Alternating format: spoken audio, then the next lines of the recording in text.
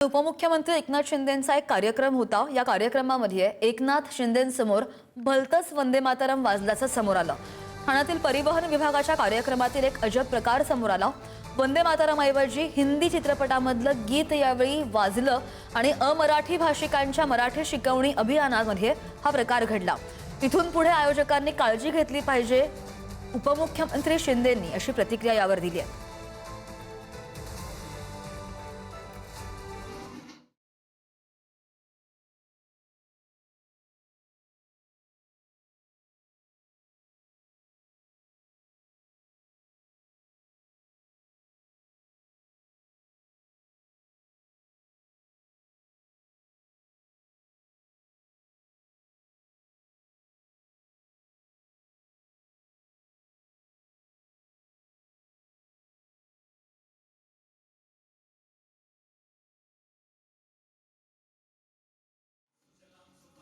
आपलं जे सुरुवातीला वंदे मातरम झालं ते जे संसदेने मंजूर केलेलं मान्यता दिलेली कडवी नव्हती, थोडं गाणं होतं ते, तर ते पुढे संयोजकांनी यापुढे काळजी घ्यावी।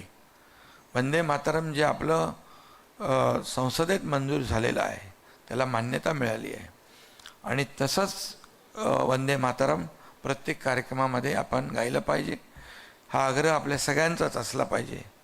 की ज्यावेळी वंदे मातरम सुरू झालं होतं त्यावेळी त्याच्यामध्ये वंदे मातरम सुजलाम सुफलाम हे होतं। त्याच्यामुळे आम्हाला देखील आम्ही जे सावधानमध्ये उभे होतो त्याच्यामध्ये आम्हाला काही दुसरं काही करता आलं नाही। आम्ही वंदे मातरमला मानवंदना दिली, परंतु मी शिंदे साहेबांच्या सूचकतेला दाद देतो। त्यांनी भाषणाच्या शेवटी जे संयोजक होते त्यांचे चांगल्या पद्धतीनं कान टोचलेले आहे। प्रशासनाला देखील सांगितलेलं आहे की अशा पद्धतीची चूक परत होणार नाही याची दक्षता प्रशासनाने घेतली पाहिजे।